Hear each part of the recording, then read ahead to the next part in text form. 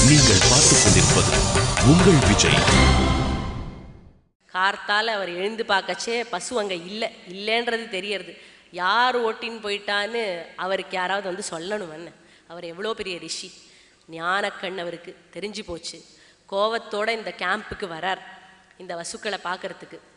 இப்படி போய் இந்த திருடி பசுவை ஓட்டின்னு வர ஒரு ஈன புத்தி உங்களுக்கெல்லாம் எங்கேருந்து வந்தது?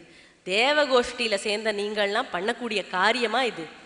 இந்த மாதிரி தேவகோஷ்டியில் இருக்கக்கூடிய தகுதியே நீங்கள் இழக்கிறீர்கள் இதனால அப்படின்னு சொல்லி அவ 8 பேருக்கும் ஒரு சாபம் கொடுத்தாரா இந்த வசிஷ்டர். என்ன சாபம்? இதே ஸ்டாண்டர்ட் சாபம் தான். இந்த மேல் லோகத்துலேருந்து, அதாவது தேவ பதவியை விட்டுட்டு ஸ்வர்க்கத்தை விட்டுட்டு பூலோகத்தில் போய் பிறக்க வேண்டியது அப்படின்னு சபிச்சாராம். சபிச்ச உடனே என்ன பண்ணா, 8 பேரும் கூட்டமாக இவர் காலில் போய் விழுந்தாளாம். பொதுவாகவே சாபம் கிடச்சிடுத்துன்னா அப்புறம் எல்லாரும் நல்லவாளாக மாறி போயிடுவோம். அந்த மாதிரி நல்லவாளாக மாறி பஷ்டாத்தாபத்தோட காலில் போய் விழுந்தாளாம். அப்படி விழுந்த உடனே வசிஷ்டருக்கு கொஞ்சம் மனசு இழகித்து கொஞ்சம் ஜட்ஜ்மெண்ட்டை மாற்றி சொன்னாராம். சரி, இந்த 8 பேரில் ஒத்தந்தான் திருடினா, மற்றவாள்லாம் அதை தடுக்காமல் விட்டது தான் தப்பு. நீங்களாம் அவனுக்கு நல்ல புத்தி சொல்லி திருத்தி தடுத்துருக்கலாம், அப்படி செய்யாமல் விட்டுட்டீர்கள். அதனால உங்களுக்கு ஒன்றும் அவ்வளோ பெரிய தண்டனை கொடுக்க வேண்டாம், கொஞ்சம் தண்டனையை குறைச்சிக்கிறேன் அப்படின்னு சொல்லி இந்த 7 பேரையும், பிரபாசனை தவிர 7 பேரையும் பூலோகத்தில் பிறப்பார்கள் அப்படின்னு சொல்லி பிறந்தவுடனே மீண்டு வந்துடலாம் திருப்பி மேல் லோகத்துக்கு அப்படின்னு விட்டாராம். பிரபாசன் மட்டும் நீண்ட காலம் பூலோகத்தில் இருக்க வேண்டி வரும். அதுவும் ஒரு பெண்ணுடைய ஆசையினால இறங்கி தப்பு பண்ணினான். அதனால பெண்ணுடைய சுகமே இல்லாத இருக்கணும் பூலோகத்தில் அப்படின்னு சாபத்தை மாற்றி ஜட்ஜ்மெண்ட்டை மாற்றி சொல்லி இந்த வசுக்களை அமுச்சு வைக்கிறாராம். இந்த 8 பேர் தான் இப்போ முகத்தை தொங்க போட்டுன்னு வந்து கங்காதேவி எதிர நிற்கிறா. அவ என்ன சொல்கிறாளாம் கங்காதேவியை பார்த்து, விண்வரு செல்வமும் விழவு மேன்மையும் எண்மரும் இழந்தனம் என் செய்வேம் என. விண்வரு செல்வமும் விழவு மேன்மையும் எண்மரும் இழந்தனம் என் செய்வேம் என. நாங்கள் எல்லாத்தையும் இழந்துட்டோம், என்ன செய்யறதுன்றாளாம். என்னத்தை இழந்தா? விண்வரு செல்வம், ஸ்வர்க்கமாகி ஐஸ்வர்யம், விழவு போகம், மேன்மை பெருமை எல்லாத்தையும் இழந்தா. ஒரு செகண்டில் இழந்துட்டா. ஒரு செகண்ட் பண்ணால் தப்புனால ரொம்ப கேர்ஃபுல்லாக இருக்கணும்னு தெரியறது. இதுலேருந்து எவ்வளோ வசந்த பதவியில் இருந்தாலும் தப்புக்களை செய்யாமல் கேர்ஃபுல்லாக இருக்கணும்னு இந்த வசுக்களுடைய கருத்துலேருந்து தெரியறது. இப்படி சொன்ன உடனே கங்காதேவி என்ன சொன்னா, மண்வரு தையலை வணங்க தையலும் பண்வரு மொழி சில பகர்ந்து தேற்றினாள், மொழி சில பகர்ந்து தேற்றினாள். இந்த மண்வரும் தையல், பூலோகத்தை நோக்கி நடந்து வந்து கொண்டிருக்கும் இந்த கங்காதேவியானவள் பண்வரு மொழி சில பகர்ந்து தேற்றினாளாம். நல்ல வார்த்தைகளை சொல்லி அவன் மனசெல்லாம் தேத்தினாளாம். என்ன சொன்னாவோ, நானும் ஒரு சாபத்துக்கு ஆளாயிருக்கேன், நானும் பூலோகத்தை நோக்கி தான் போயின்னு இருக்கேன். நீங்கள் 8 பேரும் எனக்கே வந்து குழந்தைகளாக பிறக்கலாம். பிறந்த உடனே உங்களில் 7 பேரை நான் கரையேற்றி விடுறேன். இந்த 8வது வசுவான பிரபாசனையும் நல்லபடியாக வளர்த்து நல்ல கீர்த்தியோடு இந்த உலகத்தில் இருக்கும்படி நான் செய்கிறேன் அப்படின்னு சொல்லி மனசை தேத்தினாளாம். இப்படி இருக்கக்கூடிய காலத்தில் இந்த மூணு கோஷ்டியும், அதாவது மகாபிஷக்கு, கங்காதேவி, இவா 2 பேரும், இந்த 8 பேருடைய கோஷ்டியும் இப்போ பூலோகத்துக்கு வரக்கூடிய கட்டம். இதுதான் மகாபாரத ஆதி பர்வா காலம். இப்போது சந்திரவம்சத்தில் பிரதீபன் அப்படின்னு ஒரு மகாராஜா நல்லபடியாக ராஜ்யத்தை ஆண்டுன்னு வந்துட்டுருக்கார். அவருக்கு ரொம்ப காலமாக புத்திர பாக்கியம், பிள்ளை பேர் இல்லை. அதுக்காக நிறையா வேள்விகள் எல்லாம் செய்கிறார், பெரியோர்கள் எல்லாம் போய் நாடுகிறார். அப்படி இருக்கக்கூடிய காலத்தில் நல்ல காரியங்கள் எல்லாம் செஞ்சு அவருக்கு ஒரு பிள்ளையும் பிறந்தது. அந்த பிள்ளைக்கு பேர் சாந்தனு அப்படின்னு வச்சாராம். இந்த மகாபிஷக்கு தான் இந்த சாந்தனு. இங்கே ஒரு கேள்வி, சில பேர் சாந்தனு அப்படின்னு சொல்கிறா, சில பேர் சந்தனுன்னு சொல்கிறா. இதில் எது சரி சுவாமி? அதுவா, சாந்தனு என்கிற பெயர் பிரதீபன் தன்னுடைய முதுமையில் அந்த பிள்ளையை பெற்றதன் அடிப்படையில் வருது. சாந்தமாக இருந்த நிலையில், அவன் உடம்பு சாந்தமாக இருந்த முதுமை காலத்திலே பிறந்த பிள்ளை, எனவே சாந்தனு என்று சிலர் சொல்கிறார்கள். ஆனால் சந்தனு என்கிற பெயரும் சரி என்று சிலர் சொல்கிறார்கள். காரணம் என்ன? மகாபிஷக் அவன்தானே சந்தனுவாக பிறந்திருக்கிறான். மகாபிஷக் என்றால் பெரிய வைத்தியன் என்று பொருள். வருணனின் வடிவம் அம்சமாக இருந்த மகாபிஷக் தன்வந்தரி என்கிற நாராயணனுடைய பரம பக்தன். ஆகையினால அவனுக்கு வைத்தியம் உடம்பிலேயே இருந்தது. அந்த மகாபிஷக்கருடைய அம்சமாக பிறந்த சந்தனு அவன் காலத்தில் யார் யாரை கட்டி அணைக்கிறானோ அவர்கள் உடம்பில் இருக்கிற எல்லா வியாதியும் போயிடுமா. கட்டிப்பிடி வைத்தியம்னு ஒன்று கேள்விப்பட்டிருக்கீங்களா? அதை தொடங்கி வச்சதே சந்தனு தான். அதனால சந்தனுவும் சரி சாந்தனுவும் சரி, உனக்கு எது சௌகரியமோ அப்படி சொல்லிக்கோ. இந்த சந்தனு அப்படின்ற மகாராஜா நல்லபடியாக கல்விகள் எல்லாம் கற்று நல்ல ராஜாவாக ஆண்டுண்டு வந்துட்டுருக்கார். இப்படி இருக்கக்கூடிய காலத்தில் வேட்டைக்கு சென்றாராம். ஒரு நாள் வேட்டையாடி களைச்சி போய் கங்கை கரையில் நடந்து வர தீர்த்தம் பருகலாம் அப்படின்னு நடந்து வந்துட்டு இருக்கிறச்சே எதிர பார்த்தா அழகாக ஒரு பெண்மணி நடந்து வராளாம். ரொம்ப அழகாக இருந்தா, ஆச்சரியமாக இருந்தா. பார்த்தார் இவர், இவளை பார்த்தா கல்யாணம் பண்ணிக்கலான்னு ஆசை வந்தது அவருக்கு. இவர் இப்படி நினச்சுட்டே இருக்கச்சே அந்த எதிர இருக்கிற பெண்மணி, இவ யாரு? இவ தான் கங்காதேவி. அது நம்மளுக்கெல்லாம் தெரியும். இந்த இடத்துல சந்தனுக்கு அந்த ஞாபகம் இல்லை. இந்த பூர்வ ஜன்மத்து ஞாபகம் அப்படிங்கிறது இந்த வரலாறில் இருக்கக்கூடியவர்களில் கங்காதேவிக்கு மட்டும்தான் இருந்தது. சந்தனுக்கோ வசுக்களுக்கோ அந்த ஞாபகம் எதுவும் இல்லை. அதனால இந்த அழகான பெண்மணியை பார்த்த உடனே யாரு என்னன்னு தெரியல, ஆனால் ரொம்ப அழகாக இருந்தால் ஆசையாக இருந்தது கல்யாணம் பண்ணிக்கணும்னு. இப்படி நினச்சிண்டே இருக்கிறச்சே அந்த பெண்ணே வந்து கேட்டாளாம், ராஜாவே நீ என்னை கல்யாணம் பண்ணிக்கணும்னு ஆசைப்படுறியா அப்படின்னு கேட்டான். இவருக்கு என்னடா அது, அடேடே இவளுக்கு ஏதோ இஎஸ்பிலாம் கூட இருக்குது போல இருக்குது, தனி சக்தி வேற இருக்குது போல இருக்குது அழகோட சேர்ந்து அப்படின்னு நினச்சாராம். ஆமாம் அப்படின்னு சொன்னாராம். அதுக்கு இந்த பொண்ணு என்ன சொன்னா, சரி கல்யாணம் பண்ணிக்கலாம், ஆனால் எனக்கு 2 கண்டிஷன் அப்படின்னா.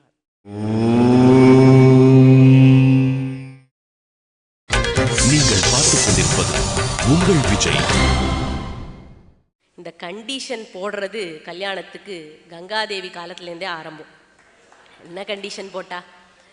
முதல் கண்டிஷன், நான் யாரு அப்படின்னு கேட்கக்கூடாது என்னைக்குமே. 2வது கண்டிஷன், நான் என்ன செஞ்சாலும் ஏன் கேட்கக்கூடாது, தடுக்கக்கூடாது. சரி, அப்போ ராஜா சரின்னுட்டார், எல்லாத்துக்கும் சரின்னுட்டார். கல்யாணம் ஆச்சு, சௌக்கியமாக இருந்தா. 1 வருஷ காலம் ஆச்சு. இப்போ இந்த ராணிக்கு குழந்தை பிறக்க போகிறது. இவ சொல்லியிருக்காளாம், என்னுடைய பிரசவ அறையை கங்கை கரையிலேயே அமைச்சு கொடுக்கணும்னு சொல்லியிருக்காளாம். அதுக்கு ஏற்ற மாதிரி அமைச்சு கொடுத்தா குழந்தை பிறந்தது. எல்லாருக்கும் ஒரே சந்தோஷம், யுவராஜா பிறந்திருக்கார் ராஜாக்கு அப்படின்னு தாதிமார்கள்லாம் ஓடி போய் ராஜா கிட்ட சொன்னாலும். ராஜாவும் குதூகலமாக ஓடி வரார் ராணியும் குழந்தையும் பார்க்கறதுக்கு. வந்து பார்த்தா காணலை 2 பேரையும். எங்கன்னு இப்படி திரும்பி ஜன்னல் வழியாக பார்த்தாராம். பார்த்தா இந்த ராணி பிறந்த குழந்தைய கொண்டு போய் கங்கையில் வீசினாளாம். அடாடாடாடா, என்ன ஒரு கொடூரம், தாங்க முடியல இவருக்கு. அங்கேருந்து போனார், கடகடான்னு ஓடினார். ஓடிண்டே இருக்கச்சே அவருக்கு ஞாபகம் வந்துடுத்து, ஐயோ இவளை ஏன் கேட்க மாட்டேன்னு போய் ஒரு கண்டிஷன் போட்டு கொடுத்துருக்கோமேன்னு ரொம்ப வருத்தப்பட்டார். என்ன பண்ணுறது, ஒன்றும் பண்ண முடியல. இருந்தாலும் சரின்னு இருந்தார். இவர் வேணா கண்டிஷன் கொடுத்துருக்கார், சரின்னு இருக்கலாம். பிரஜைகள்லாம் சும்மா இருப்பாளா? அவள்லாம் தாங்க முடியல, அவளால் ஒன்றுமே புரியல அவளுக்கு. இந்த ராணி பார்த்தா அழகாக இருக்கா, ரொம்ப மென்மையானவளாக இருக்கா, நல்ல குணமுடையவளாக இருப்பான்னு நினச்சோம். இப்போ இவ பார்த்தா இப்பேற்பட்ட ஒரு கொலவெறி பிடிச்சவளாக இருக்காளே அப்படின்னு கொலவெறி ராணி அப்படின்னு பட்டம் கொடுத்துட்டாளாம் அவளுக்கு. ஆச்சு, இப்படி காலம் ஓடித்து. அடுத்து 6 குழந்தைகள் பிறந்தது. இந்த 6 குழந்தைகளும் ஆற்றுலேயே போச்சு. இதனால இந்த ஜனங்களுக்கு ஆற்றல் தாங்க முடியல, கொந்தளிப்பு வந்துடும் போல இருக்குது ராஜ்யத்தில். இந்த காலத்தில் தான் இந்த ராணிக்கு 8வது குழந்தை பிறக்க போகிறது.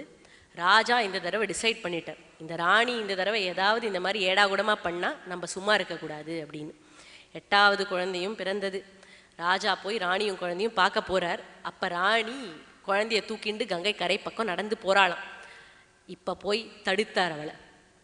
நீ இந்த குழந்தைய கங்கையில் வீசி எறியக்கூடாது அப்படின்னாராம்.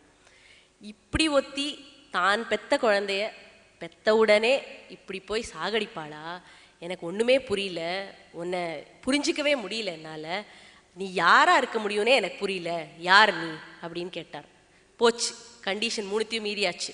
இவளை யாருன்னு கேட்டாச்சு, செய்யற காரியத்தை ஏன்னு கேட்டாச்சு, தடுத்தாச்சு. அதனால இந்த ராணி இப்போ சொல்லிட்டாளாம், நீ உன்னோட வார்த்தையை கீப் அப் பண்ணலை, இனிமே நான் உன்னோட இருக்க மாட்டேன் அப்படின்னுட்டாளாம். சரி, போனா போகிறது, இத்தனை நாள் உன்னோட வாழ்ந்த காரணத்துக்காக நீ இந்த கேட்ட கேள்விகளுக்கு பதிலை மட்டும் நான் சொல்லிட்டு போகிறேன் அப்படின்னாலாம். என்ன பதில் சொன்னா? இந்த வரலாறை தான் நம்ம இப்போ கேட்டோம் இல்லையா, இந்த வரலாறை தான், மகாபிஷக்கோட வரலாறு, கங்காதேவியினுடைய வரலாறு, இந்த 8 வசுக்களுடைய வரலாறு, இதை எல்லாத்தையும் சொன்னாலாம். சொல்லிட்டு என்ன சொன்னாலாம், இந்த 8வது குழந்தைய ஒன்னால் நல்லபடியாக வளர்க்க முடியாது ராஜாவே, நான் இவனை எடுத்துட்டு போய் வளர்த்து ஒரு நல்ல காலத்தில் இவனை திருப்பி உன்கிட்ட வந்து ஒப்படைக்கிறேன் அப்படின்னு சொல்லி மறைஞ்சு போயிட்டாலாம் குழந்தையோட.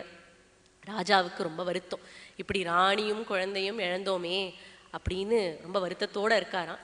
இந்த வருத்தத்திலேயே 20 வருஷ காலம் ஓடித்து. 20 வருஷமும் ராஜா கல்யாணமே பண்ணிக்கல, இன்னொரு கல்யாணம் பண்ணிக்கவே இல்லை. ஆனால் ஒரு பழக்கம் ஒண்டி வச்சுட்டு இருந்தாராம், அடிக்கடி கங்கை கரையில் போய் ஒலாத்தின்ண்டே இருப்பாராம். ஏன்னா அங்கே தான் அவருக்கு மனைவி கிடைச்சா இல்லையா முதல்ல, அதனால திருப்பி கிடச்சிட மாட்டாளான்னு ஒரு நப்பாசை போல இருக்கு, இப்படி ஒலாத்தின்ண்டே இருப்பார். அப்படி இருக்கக்கூடிய ஒரு காலத்தில் 20 வருஷம் கழித்து திடீர்னு கங்கை நதியில் வெள்ளம் பெருகியது, நிறைய வெள்ளமாக ஓடித்தான். கொஞ்சம் தூரம் கழித்து பார்த்தா வெள்ளமே காணும். இது என்னதுன்னு கிட்ட போய் பார்த்தாராம். பார்த்தா ஒரு இளைஞன் பானத்தாலேயே கங்கையில் அணையை போட்டு பானத்தாலேயே அந்த அணையை உடைச்சுன்னு இருந்தானாம். அடாடா, என்ன ஒரு பராக்கிரமம் அப்படின்னு பார்த்தார். இன்னும் கொஞ்சம் கிட்ட போய் பார்த்தாராம். பார்த்தா அங்கே ஒரு அழகான இளைஞன் இருந்தான். எப்படி இருந்தான்னா, கால் பொற குளித்த கார்முகமும் தெரிந்து மேன்மேலும் தொடுத்த சாயகமும், கால் பொற குளித்த கார்முகமும் தெரிந்து மேன்மேலும் தொடுத்த சாயகமும், சிலம்பென திரண்ட தோளினையும் விரிந்த நூல் மார்புமாகி முன்னடந்தான், விழி கழித்திட ஒரு வீரன், விழி கழித்திட ஒரு வீரன். ஒரு வீரன் இருந்தானா. எப்படி இருந்தான்? கால் புற குளித்த கார்முகமும், நல்ல கருத்த முகமும், தோல்ல சாயகம் எல்லாம் தரிச்சுண்டு ஆஜானுபாகுவா விரிந்த மார்போட அதில் நூலோட ஒரு இளைஞன் அழகா அங்கே இருந்தானாம். அவனை போய் யாரப்பா நீன்னு கேட்குறார். அப்பதான் அங்கே கங்காதேவி தோற்றினாலாம். தோற்றி சொன்னா, ராஜாவே, இது உன்னுடைய குழந்தை தான், உன்னுடைய 8வது மகன் இவன் தான். இவன் பேர் தேவவிரதன். இவன் ப்ரஹஸ்பதி கிட்டையும் பரசுராமர்கிட்டையும் வித்தைகள் எல்லாம் கத்துன்னு இருக்கான், ரொம்ப சாமர்த்தியசாலி. இவனை அழைச்சிட்டு போய் ராஜ்யத்தில் சௌக்கியமாக இரு அப்படின்னு சொல்லி ஒப்படைச்சாலாம். ராஜாவும் சந்தோஷப்பட்டு இந்த தேவவிரதன் அழைச்சின்னு வந்து யுவராஜ பட்டாபிஷேகம் பண்ணி வச்சார். இப்படி சில காலம் ஓடித்து, சௌக்கியமாக இருந்த அப்பாவும் பிள்ளையும். இந்த ராஜா மட்டும் ஒரு பழக்கத்தை வச்சுட்டே இருக்க, ஒரு நதியினுடைய கரையில் ஒலாத்த வேண்டியது, வாக்கிங் போக வேண்டியது அப்படின்ற ஹேபிட் ஒண்டி வச்சுன்னு இருக்கார். ஏன்னா அங்கே தான் அவருக்கு முதல்ல கங்கை கிடைச்சா, இப்போ இனிமே கங்கை கிடைக்க மாட்டான்னு அவருக்கு தெரிஞ்சு போச்சு. அதனால கங்கை கரையில் ஒலாத்துறதை நிறுத்திட்டாராம், யமுனை கரையில் ஒலாத்த ஆரம்பிச்சாராம். இந்த யமுனை கரையில் அழகாக ஒரு பெண்மணியை சந்திக்கிறார். எப்போ? தேவவிரதனுக்கு யுவராஜ பட்டாபிஷேகம் ஆனதுக்கு அப்புறம் அழகாக ஒத்தியை சந்திக்கிறார். இந்த தரம் முதல்லையே இவர் எல்லாத்தையும் கேட்டுட்டார், யார் நீ என்ன அப்படின்லாம் விசாரிச்சார். இந்த பெண்மணி சொல்கிறா, என் பேர் சத்யவதி, நான் தான் மீனவ ராஜகுமாரி அப்படின்னு சொன்னாள். இவளை பார்த்த உடனே இந்த ராஜாவுக்கு கல்யாணம் பண்ணிக்கலாம்னு தோன்றது. அவளை கேட்டார், என்ன கல்யாணம் பண்ணிக்கிறியான்னு கேட்டார். இவன் நல்ல பொண்ணு, எங்கள் அப்பாவை கேட்கணும்னு சொல்லிட்டாளாம். உடனே மீனவராஜனை நோக்கி போனார் இந்த ராஜா, சந்தனு மகாராஜா. போய் பெண்ணை கேட்டார். அதுக்கு மீனவராஜனும் கண்டிஷன் போட்டார். என்ன கண்டிஷன்? இந்த சத்யவதியினுடைய பிள்ளைதான் ராஜ்யம் ஆளணும் அப்படின்னாராம். இப்போ சந்தனு மகாராஜா தான் ஹுஷாராயிட்டாரு ஒரு தரம் பட்டு, அதனால் கண்டிஷனுக்கெலாம் யோசிக்காமல் ஒத்துக்கிறது இல்லை. அவர் சொன்னாராம், ஏற்கனவே எனக்கு ஒரு மகன் இருக்கான், அவனை நான் யுவராஜா வாக்கியாச்சு, உன் கண்டிஷனில் எனக்கு ஒத்து வராதுன்னு திரும்பி வந்துட்டாராம். ஆனால் இவருக்கு மனசில் வருத்தம், சத்தியவதியை மிஸ் பண்ணிட்டோமேன்னு ஒரு வருத்தம் அதோடு இருந்துட்டு இருக்கார். நீங்கள் பார்த்துக் கொண்டிருப்பது உங்கள் விஜய். தேவவிரதன் அப்பாவுக்கு வருத்தம் இருக்குன்னு தெரிஞ்சுட்டார். தேவவிரதன் ரொம்ப நல்ல பிள்ளை. நல்ல பிள்ளைக்கு என்ன அடையாளம்? அப்பாவுக்கு ஏதாவது வருத்தம் இருந்தால் அதை கண்டுபிடிச்சி அதை நிவர்த்தி பண்ணணும், சரி பண்ணணும். அதை பண்ணானா இந்த தேவவிரதன். அவன் போய் அப்பாவை கேட்கல உங்களுக்கு என்ன குறைன்னு, தானே துப்பறியும் குழுலாம் வச்சு கண்டுபிடிச்சிட்டான் என்ன குறைன்னு. அப்பாவுக்காக சத்தியவதியை பெண் கேட்டு மீனவராஜன் கிட்ட போனானான் தேவவிரதன். போய் கேட்குறான். மீனவராஜன் திருப்பி இதே கண்டிஷனை சொல்கிறார். தேவவிரதா, நீ ஏற்கனவே யுவராஜாவாக இருக்க, எனக்கு ஆசை என்னுடைய பெண்ணினுடைய பசங்க தான் ராஜ்யத்தை ஆளணும் அப்படின்னு. இது எப்படி சாத்தியம்? அதனால் இதெல்லாம் ஒத்து வராது, போயிட்டு வா அப்படின்ட்டார். அதுக்கு தேவவிரதன் சொன்னார், நான் தானே யுவராஜா, இந்த யுவராஜ பட்டமே எனக்கு வேண்டான்னு நான் தியாகம் பண்ணுறேன், இந்த அம்மாவனுடைய பிள்ளையே ராஜ்யம் ஆளட்டும், அதனால எனக்கு ஒன்றும் வருத்தம் இல்லை அப்படின்னாராம். அதுக்கு மீனவராஜா சொல்கிறார், எப்பேற்பட்ட பெருந்தன்மை அப்பா உனக்கு, இந்த மாதிரி பெருந்தன்மை உலகத்தில் வேற யாருக்குமே வராது. ஏன் உன்னுடைய சந்ததிகளுக்கே வருமானு தெரியாது. ரொம்ப ஸ்மார்ட்டாக ஒரு விஷயத்த சொன்னார் இங்கே மீனவராஜா. அவரை ஏற்றி வைக்கிற மாதிரி ஏற்றி வச்சு கவுத்துட்டார் தேவவிரதனை. என்ன சொன்னார்? உன்னுடைய சந்ததிகளுக்கே இந்த பெருந்தன்மை வருமானு தெரியாது, நாளைக்கு உன் பிள்ளையோ பேரனோ வந்து ராஜ்யம் கேட்க மாட்டான்னு என்ன நிச்சயம், இன்னைக்கு நீ வேணா வேண்டான்ற அப்படின்னாராம். இதுக்கு பதிலாக என்ன சொன்னார் தேவவிரதன்? நம்ம எல்லாருக்கும் தெரிஞ்ச, நம்ம எல்லாம் கேட்ட ரொம்ப ஃபேமஸான பீஷ்ம சபதத்தை எடுத்தார் இதுக்கு பதிலாக. என்ன சபதம் அது? விரதமுற்றியவார் அனைவரும் கேண்மின், உலகத்தில் இருக்கிற எல்லாரும் கேளுங்கோ, மெய் உயிர் விடுமன்றளவில் இரதமுற்றிய சொன்மக பெறாத வருகில்லை என்று இன்னதுவும் சொன்னான் அப்படின்றார். என்ன சொன்னார்னா, இந்த மெய்யிலிருந்து உயிர் பிரியும் வரை, அதாவது நான் என்னுடைய கடைசி காலம் வரைக்கும் நான் பெற்ற மழலை சொல்லை நான் கேட்க மாட்டேன், பிரம்மச்சரியத்தை அனுஷ்டிப்பேன் அப்படின்னு பயங்கரமான பீஷணமான ஒரு விரதத்தை எடுத்து பீஷ்மன்னு பேர் வாங்கினாராம்.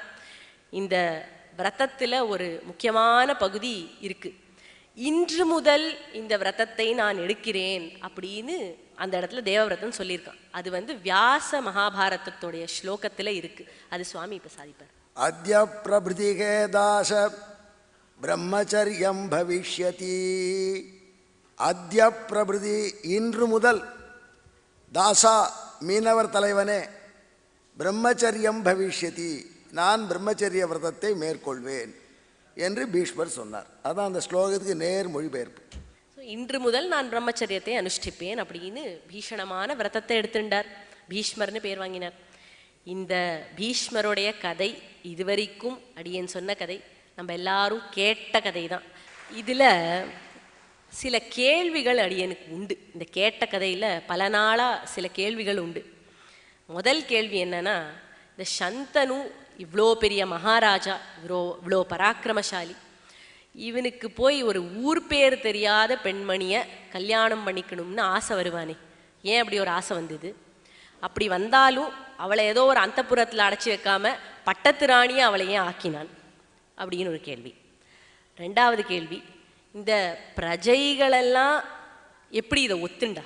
ராஜா சரி ஏதோ அவன் பண்ணிட்டான், அவன் ஒன் மேன், பிரஜைகளெல்லாம் ஒரு கூட்டமாக இருந்துட்டு இந்த மாதிரி ஒரு ஊர் பேர் தெரியாதவளை எப்படி ராணி ஆக்கினேன்னு கேட்டிருக்க வேண்டாமோ, அவள் ஏன் கேட்கல? இது ரெண்டாவது கேள்வி. மூணாவது கேள்வி, பீஷ்ம சபதத்தை பற்றி, இன்று முதல் பிரம்மச்சரியத்தை அனுஷ்டிப்பேன் அப்படின்னா என்ன அர்த்தம்?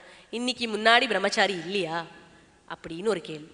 இந்த கேள்விகளுக்கெல்லாம் நம் சுவாமி, நம் ஆச்சாரியன் பதிலை, நம்ம கேட்காத பதிலை சொல்ல போகிறார். அவரை வணங்குவோம்.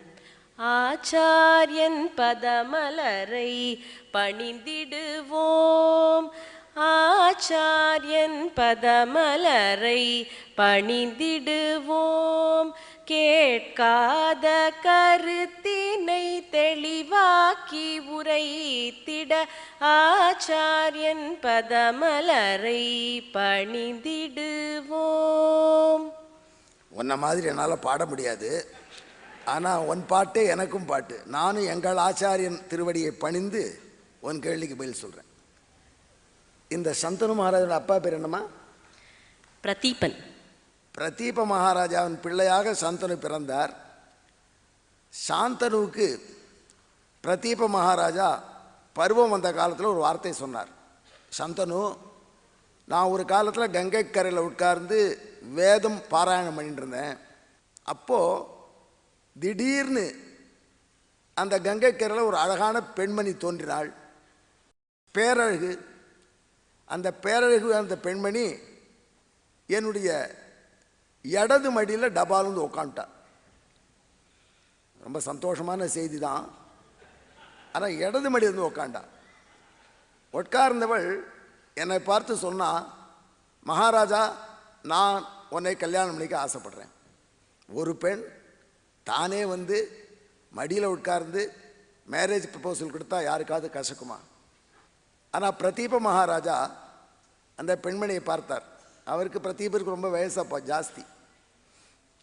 அவர் சொன்னார், பெண்ணே, நீ என்னுடைய இடது மடியிலேருந்து உட்கார்ந்துட்ட.